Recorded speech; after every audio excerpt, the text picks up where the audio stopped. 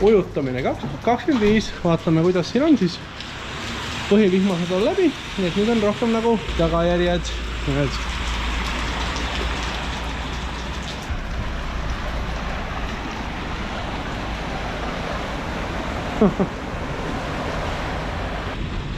Väga korralik.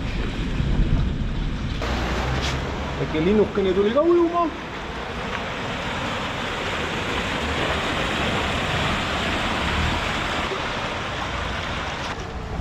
Kuidas naabermajal on?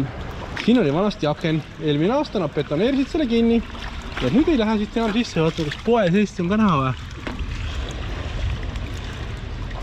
Okei. Poe sisse näed mingi väike riba läinud. Nii et väga okei. Nii, ja kuidas siin on? Töötab! Nende lainemurdja töötab isegi. Need ei uputagi ära. Täna ei olegi nüüd. Ai. Tule. Vara öeldud. Lainemurdja enam-vähem nagu suurema mahu võtab kinni. Võib-olla sellest ta mõte ongi. Tuleb siia alla.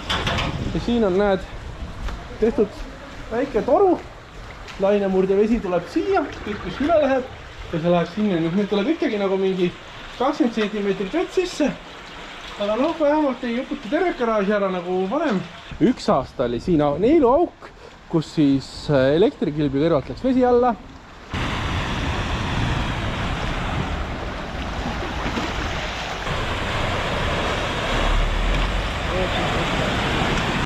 Nii kaugele meil vesi läheb.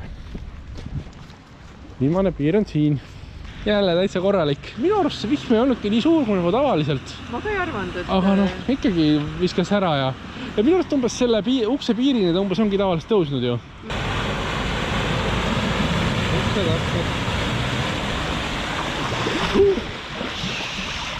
Ma olen iga aasta filmimas käinud, see on vist mingi 4. aasta. Esimene kord, kui ma käisin, siis mingi vanamees oli sealt majast. Ja see ütles, noh, et see on juba Vene ajast niimoodi. Et tema mäletab 88. aastal, kui selle maja vahepeal oli vana puidust maja, siis Päästeamet tuli 100 aastast vanadeid päästma, kes voodiga toas ujus. Vesi voodina on nagu kallid asjad ju. Täpselt. Vesi! Ja siin on juba kõik ära läinud. Kuule, seda ma ei oodanud, et siin nii kuiv on.